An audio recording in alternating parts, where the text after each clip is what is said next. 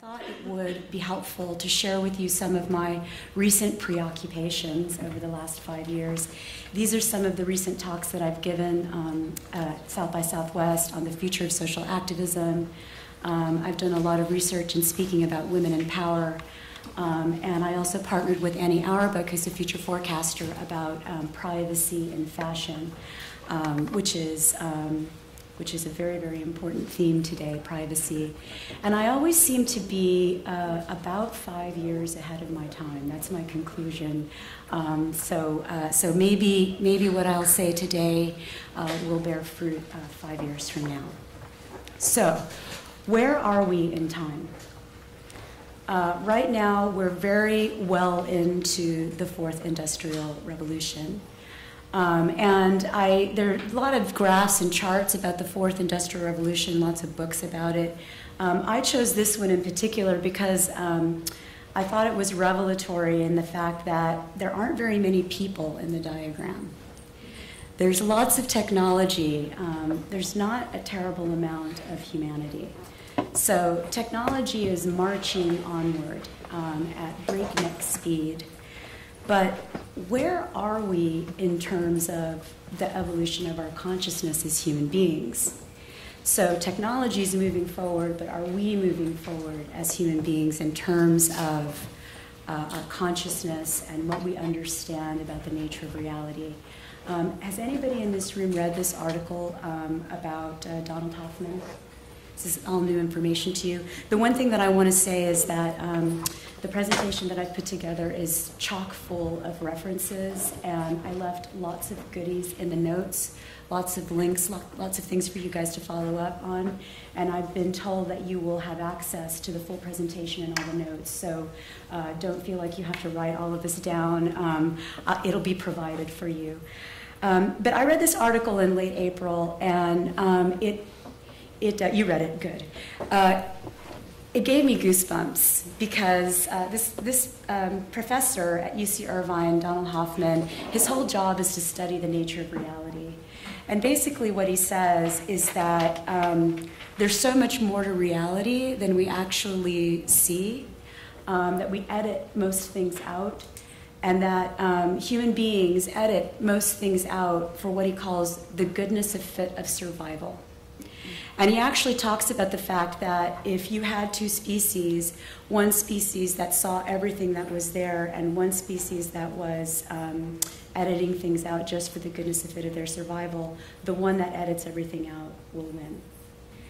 Now, that terrified me because I thought to myself, oh my goodness, what am I not seeing?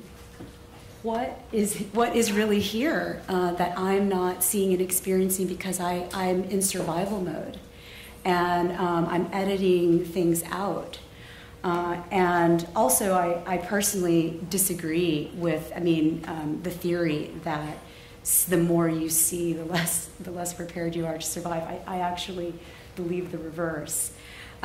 So what I decided to do was to play around with the idea of letting go of my gator brain and trying to see what else I could see if I got out of survival mode, and to pay attention to sort of the things that I was doing in my career and in my mindset that felt like I was in survival mode, and to just give myself some space and some freedom to see other things that are really there. So when you talk about this notion of perception and perceptual paradigms, for me, I studied English literature. I read a lot of literary theory, literary criticism. I'm a huge fan of Michel Foucault. Do we have any Foucault fans in the room? Okay, good, good. This book, Discipline and Punish, was really, really important for me. For a lot of reasons, but one of them is because Michel Foucault talks about this notion of a panopticon. And basically the panopticon is based on turn-of-the-century prison design, where at the center of a prison you've got a watchtower that has glass all around the watchtower, and then the prisoners would be put in a rectangle or a square around that central watchtower, the panopticon. And it gave the prisoners a sense that they were always being watched at any given time, even if they weren't actually being watched. And Michel Foucault, of course, relates this as a metaphor to the state apparatus and also to the capitalist system. Now, when I think about sort of that paradigm of consciousness, of sort of like either you're in the center watching or you're the person being watched, I feel like it's pretty limiting, right? It's about a prison. So when thinking about other perceptual paradigms, because I was in an ashram and I spent a lot of time meditating, I think a lot about consciousness instead as a disco ball. And I'm not advocating Burning Man, although I hear it's tons of fun, in order to access a disco ball consciousness, but it's just the idea of thinking to yourself, what else am I not seeing? What are all the different facets of perception that I can see? And also, am I aligning myself with other people who have that kind of multifaceted perceptual landscape? And if you had to choose, if you had to pick a paradigm, I would hope that you would pick door number 2, where you would really be thinking about constantly expanding your consciousness. And just as a grounding for everyone in the room, the definition of consciousness is merely the state of being awake and aware of one's surroundings. Now, when we devote ourselves to being awake and aware of our surroundings, there's no way that we can escape thinking about the importance of our media habits on the way that we see the world. This is another article that I read over the summer that gave me goosebumps as well, titled, "We All Live in Parasocial Hell." Did anybody read this article? Has anybody ever heard of parasocial relationships? This is media theory, and basically it is about the way in which we feel like we have relationships with influencers that we see on a regular basis. My husband and I have a parasocial relationship with Wolf Blitzer. So we think we know this person, right? And we look forward to sort of seeing them. And there's lots and lots of very, very rich media theory that I encourage you all to explore about the nature of parasocial relationships and also the way in which YouTube trains its influencers to behave in particular ways that make you feel like you are actually friends with these people. The artist, performance artist, Bo Burnham, I'm a huge fan of his work, but he talks and thinks a lot about this notion of the way in which social media and the evolution of media today has us addicted to a kind of like almost Pavlovian engagement paradigm that we can't quite seem to escape. And I think the other thing that he talks about that I think is really interesting is that advanced capitalism is really sort of in the business of cultural and artistic appropriation. And it's something that I think we as planners should really think about and see in a different way. There's another talk that I'll recommend that you take a look at if you haven't, which is Jaron Lanier's TED Talk about remaking the internet. He really also talks about sort of the way in which Facebook and some of our other social media apparatuses are taking advantage of kind of a glitch in the human emotional system that have us sort of addicted to constantly getting instant reinforcement and validation. And all of these things are really affecting us as human beings. And the question is, how is this all making us feel? Well, I'm a big fan of looking outside of advertising, looking outside of our industry for a sense of sort of the global cultural pulse. And one of the places that I like to look is in the Venice Biennale. Last year it was for architecture, and the theme was free space.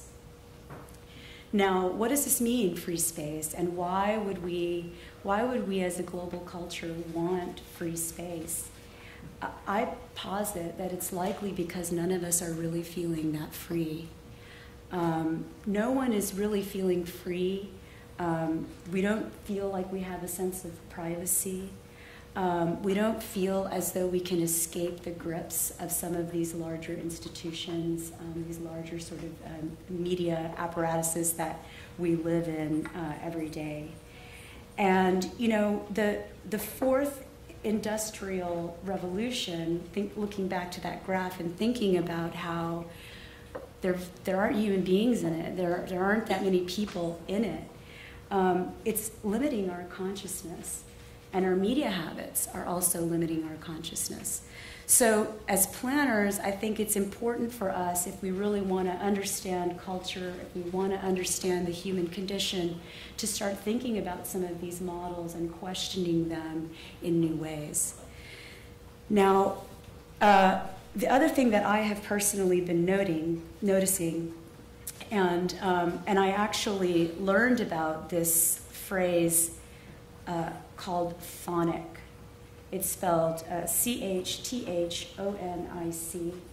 I heard about it when I went to a lecture series this summer at the Rubin Museum on astrology, divination, and prophecy, which was really fascinating. And one of the futurists that was being interviewed in the lecture series was talking about a meditation experience that she had where she heard the phrase in her meditation, phonic waves of being.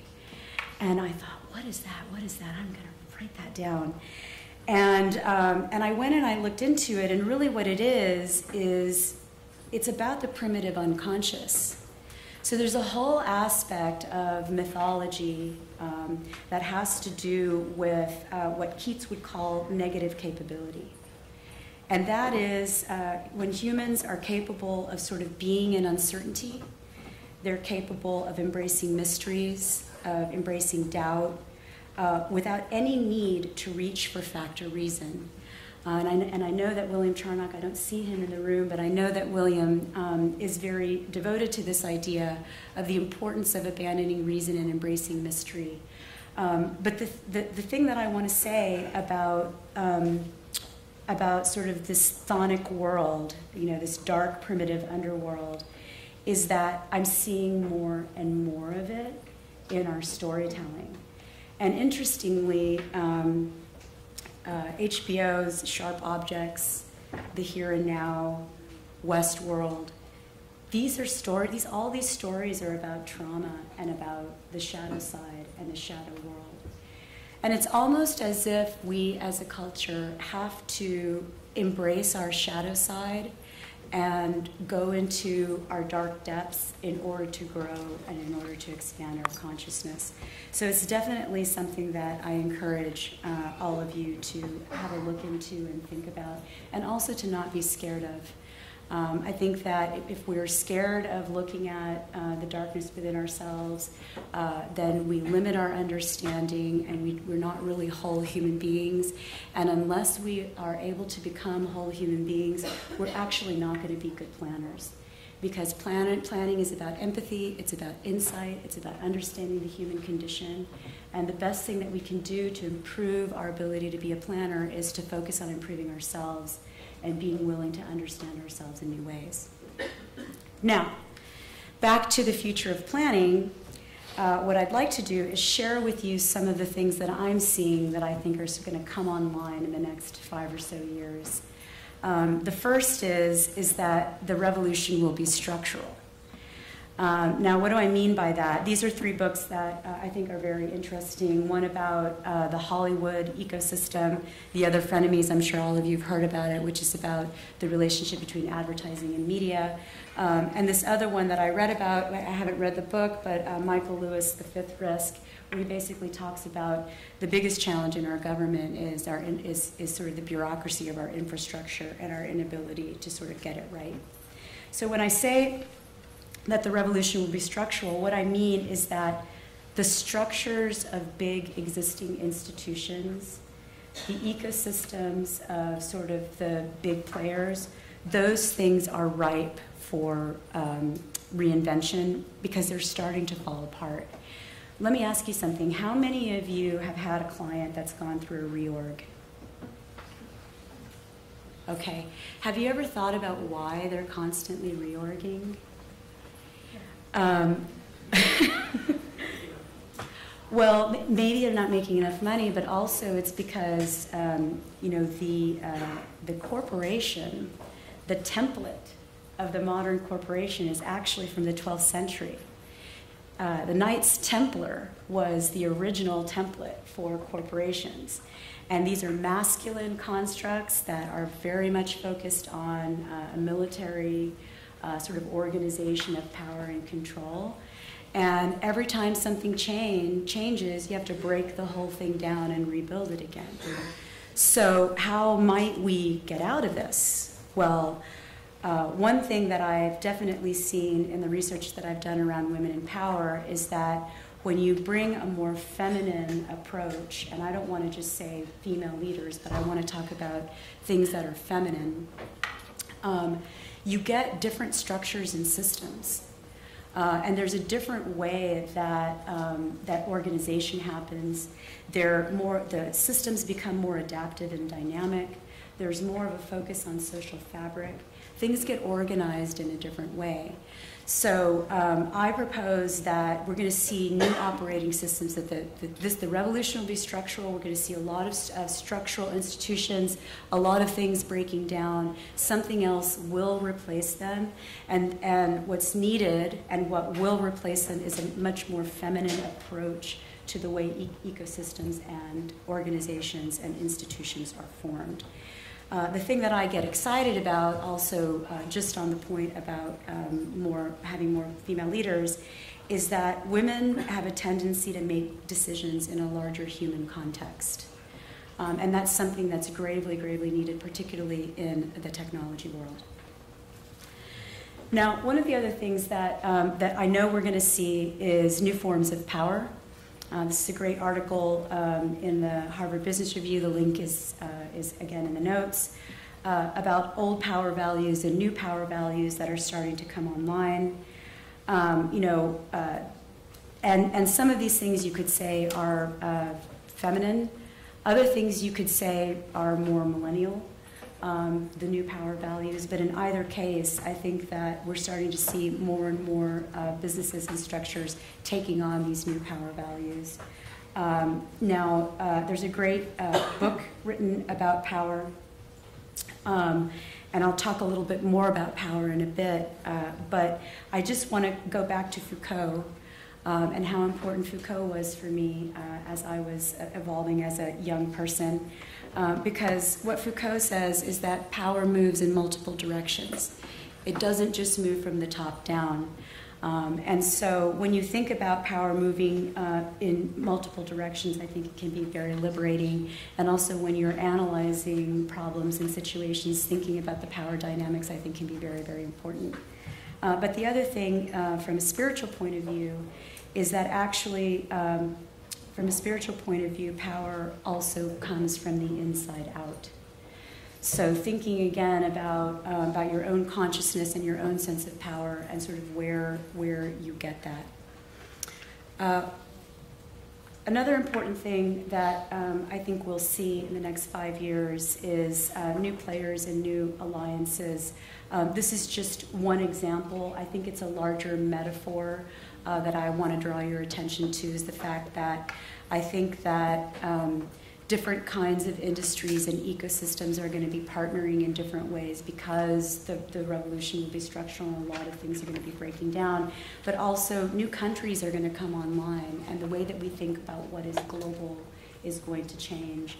So there's a great book called Growth Map that identifies the next 11 countries that are going to come online, and those are Bangladesh, Egypt, Indonesia, Iran, South Korea, Mexico, Pakistan, the Philippines, Turkey, and Vietnam.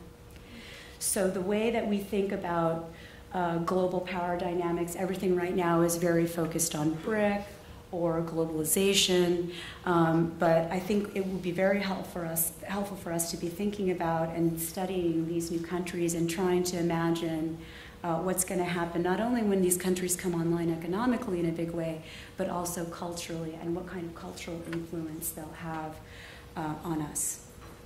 Now, facing the future, the World Economic Forum has identified 3 critical skills that all workers will need in 2040. So, complex problem solving, critical thinking, creativity. And on the one hand, I look at this list and I think, oh, you know, that's inspiring. But the cynic in me says, creativity in institutions, really? Are we, you know, is that just lip service? Because in order for creativity to exist, institutions will have to change their structure, right? And so thinking about the importance of creativity in institutions and in the corporate world, I think will be an important role for planners to be thinking about helping corporations solve. And the reason is that when I tried to think of a metaphor for what it's like on the client side and what it's like in the corporate world, I kept coming up with the image of the game of Snakes and Ladders, which is an Indian game, by the way, that is actually about life and karma and virtue and vice. But just metaphorically, the reality is that the way corporations are structured, the way power dynamics work within corporations, it's quite perilous. And it can lead to kind of a creative dead zone. And the reason is that oftentimes it's a closed system. Now, the reason it's a closed system is sort of, I don't know why actually, but these systems are closed. But what I will say is that corporations like outsider perspectives only to help them connect with the outside world. They're not, they may say they want an outside perspective within their closed system, but that's rarely the case. So I think as planners, where the real opportunity is to understand that they need creativity desperately, but they're in a closed system that really doesn't have it. And so how do you help them access it in one way or another? A few things that a few tips I'd like to share with you about wanting to go more upstream. Having spent 6 years in the client side, my advice is figure out what the center of gravity is of the organization. Oftentimes, marketing is not the center of gravity of an organization. It can be an engineering-led, sales-driven organization. It can be a distribution-led, sales-driven organization. And know that marketing always lives in the service of those centers of gravity. I think it will be very, very helpful to you in terms of being persuasive. The other thing that I would encourage you to do is to really understand the difference between transmutation and transformation. A lot of companies say that they want to transform their culture. A lot of companies say that they want to transform their brand. But a lot of it can be transformation theater. So really try and understand, you know, what they mean when they say they want what they want. And then the last thing is try and understand how persuasion works on the client side. So some companies are more verbal. Some are more data-driven. I know you've all heard the story about Amazon, where there's no PowerPoint allowed and everybody comes in and reads sort of a written memo. Really understanding how persuasion works in an organization can be very, very powerful for planners to succeed. Now, back to this question of creativity and how you bring creativity in a closed system. I think what's needed more than anything is creating a safe space. When I came to this conclusion, I thought, oh my goodness, that's why we're always having offsites, right? Is because you need to create, in order for creativity to happen, there needs to be psychological safety. And oftentimes in the corporate world, there's not a ton of psychological safety. So you need to create an environment where people feel free to try new things, where they can openly share ideas, and where they can bring their full selves to work. So again, be thinking about not only how you can help your clients create a safe space so creativity can happen, but also how you can teach them to have sort of an offsite in their mind so that they actually can be creative in a closed system. Now, this is the point where I want to talk a little bit about the difference between strategy and planning. And I want to thank WARC, by the way. I don't know if there's anybody from WARC in the room, but they gave all the speakers access to the WARC files, and I had a really fun time going back and reading lots of articles about the origin of planning and more recent articles about the future of planning and strategy. And one of the things that I came across was this quote from a professor at King's College in London who also wrote a book called Strategy, a History. He's a professor of war studies. And he says, strategy is about power and the use of resources. So I think understanding the difference between strategy and planning is really important. I have become a student of power. There's a great book, and I've included a sort of like a recap of this book in the notes. It's called Power, Why Some People Have It and Others Don't by Jeffrey Pfeffer. I highly recommend that you read it. It's very, very illuminating. And you know that the book I'm waiting to read is the one that's written about those new power values, but that book has yet to be written. I think it's important to remember when you do read that book that it's written about the old power values and not the new ones, but it is still, yeah, very, very important to understand. So if strategy is about power, then what is planning about? For me, planning is about powerful art. So the way that I see planning is an art that inspires art. It is an expansive way of seeing and experiencing that, when revealed, inspires creation. And like all art, it requires imagination and tradecraft. So the future of planning, in my estimation, is all about creativity. And what I want to encourage all of you to do is to be creative before the creative, to embrace that part of yourself. Now, we are in advertising, if that's the way that we want to define our industry, but I would encourage you to think about yourselves as working in commercial art. Definitions matter a lot, categories matter a lot. If you think about yourself working in commercial art, then all of a sudden you would think, oh my goodness, okay, we're heading up on the commercial part. Where is the art?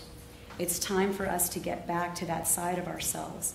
And there may be perhaps, I think for planners, a little wound there, because there's always this demarcation, right, between planning and creatives. And maybe we're not so comfortable calling ourselves creative. That's supposed to be for the creatives, or calling ourselves artists. But I think it's time for us to get over it and work past it. So if we work past it and we go through all the feels of coming to terms with the fact that actually we are creative and we are artists, then we really need to think about the fact that art is about the creative imagination. And the creative imagination is about intuitive thinking and analytical thinking. And again, I feel that as an industry, we have over-indexed on the analytical thinking, and we have not put enough attention onto understanding intuitive thinking. Intuition is something that we're scared to talk about. It's undervalued, it's underserved, it's underutilized, and it's creating a desert in our world. Back to the Vienna Biennale and how none of us are feeling free. None of us are feeling free to be wholly human because we are not creating a world, or even in our own work life, admitting that as human beings, intuition is a very, very important part of who we are, and it's critical to how we create. So how do we expand our intuition? I know that William Charnock's Knockwood cards are devoted to this pursuit. I encourage you all to have a reading, to learn more about them. It's a great way. I think meditation helps a lot. If Burning Man is your thing, maybe that might help you sort of get in touch with that side of yourself. But there are two experiences that I came across as I was thinking about altered states of consciousness and how you access altered states of consciousness and how you access your intuition. And I came across these two types of experiences. One is called ergotropic, and the other one is called trophotropic. So ergotropic experiences are really about how you expand your energy. feeling your sense of what your energy is like. Are you feeling energized? Are you creating experiences that are paying attention to the level of energy that you feel? And trophotropic are really about rest and reconstitution of energy stores. So that's really about, are you relaxed? Are you feeling safe? Are you feeling free from excessive or unwanted stimulation? So these are just some things to think about with regard to expanding your intuition. Now, coming back to this question of the future of planning. If the future of planning is about art and intuition and about understanding power, I think more than ever we need to really be thinking about what I am affectionately calling the Hollywood Silicon Valley industrial complex. It's almost as though Silicon Valley is creating a world that none of us feel safe or human in. Hollywood is all too happy to pick up the slack to tell us stories to help us escape that reality. I think reading those books about the Hollywood ecosystem and really understanding the closed system of Silicon Valley will be very, very helpful, because they're really creating deserts. And I think where we're going to find daylight and where the future of planning will live is with the people who are making it rain in the desert. So who are those people? Who are those people who are making it rain in the desert? Some of the places I like to look in the publishing world, I like to look in the art world, I like to look in the production world, I like to look to architecture.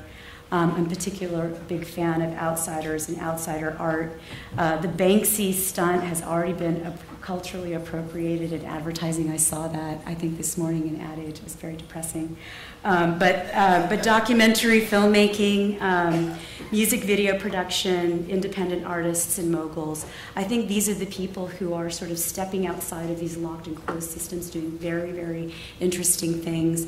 And I think that there's a role for planning in that world, not just to gain inspiration from that world, but for us as planners to start going out and partnering with them. Now, the other thing that I think is really interesting for us to look at, I'm a huge Reese Witherspoon fan. Anybody a Reese Witherspoon fan in this room? Love her movies, but love what she's done. There's a great Vanity Fair article where she talks about how she reached this place in her career where she just got really frustrated with the fact that there weren't good roles for women. And she has this great quote: "You define the opportunity if you can remove the frustration."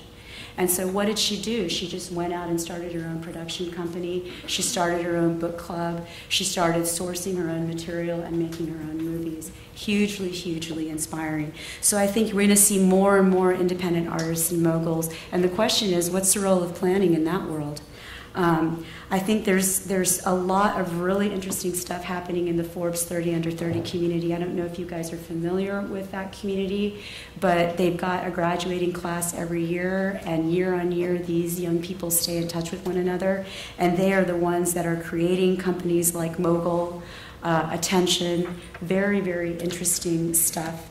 And then the other thing that I think is great is the production space.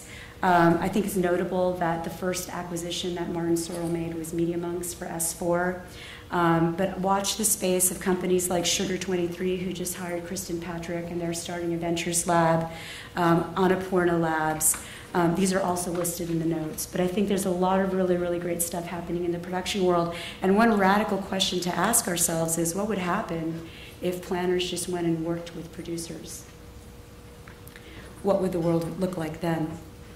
So, now, back to this question of the future. I know I've run over. The future of planning. What if the future of planning is about the future? What if the future of planning is about planners embracing the fact that we probably know more about the future than anyone else? And if that's true, there are a couple of things I'd like you to consider. What if you are the muse of the future? If you held that role for yourself as a standard of conduct, how might you behave differently?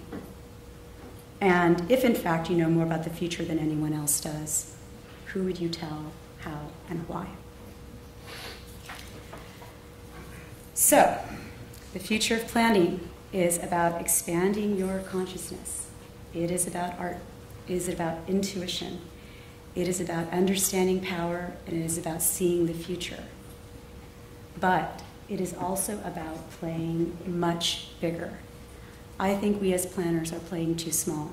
Advertising is too small of a space for the way that we see the world, the multiplicity of perspectives that we bring to bear in problem solving. You know, Silicon Valley needs us, Hollywood needs us. Because our perspective can help those industries become more holistic, become more visionary, become more socially responsible. So we can secretly, not so secretly, quietly, not so quietly, be the water in the desert. So I encourage all of you to embrace that possibility for yourself, to be the art behind the art, and to embrace your own personal creativity and grow that part of yourself. Thank you.